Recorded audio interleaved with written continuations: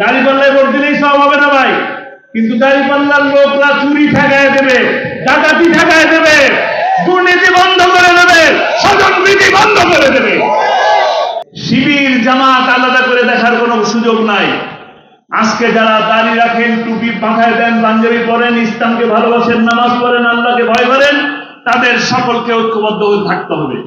আর না হয় শাপলা চত্বরের 5ই মে ঘন ঘন আসবে, ওটাই কালো মেঘ, ওটাই ভয়ঙ্কর জীবন।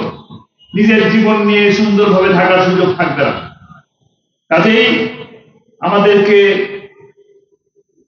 চিন্তা করতে হবে আগামী দিনে আমরা বড় কোনো রাষ্ট্রের পদতলে থাকব, নাকি আমরা আমাদের পূর্বপুরুষদের রক্ত দেওয়া, জীবন দেওয়া এই সোনার বাংলা নিয়ে থাকব। আমরা কি পরাধীন হব নাকি স্বাধীন থাকব? আপনারা কি সেই 2014 সালের বিনা ভোটে 154 জনের পাশ হওয়া সেই সংসদ দেখতে চান, নাকি দিনের ভোট রাতে হয়ে যাওয়া সেই সংসদ দেখতে চান, নাকি আপনারা দামি নির্বাচন দেখতে চান? আমরা একটি সুন্দর নির্বাচন চাই।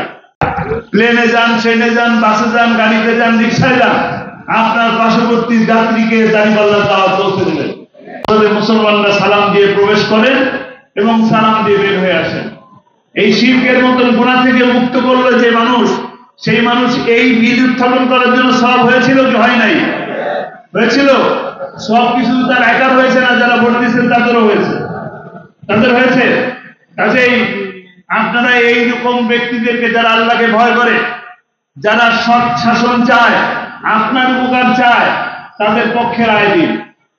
আপনার রাস্তার টেন্ডার হবে, রাস্তার কাজ হবে, কাজের পরে দেখা যাবে টাকা বরাদ্দ হবে, কাজ হলো না, টাকা চলে গেল, ঘটনা ঘটে এরকম।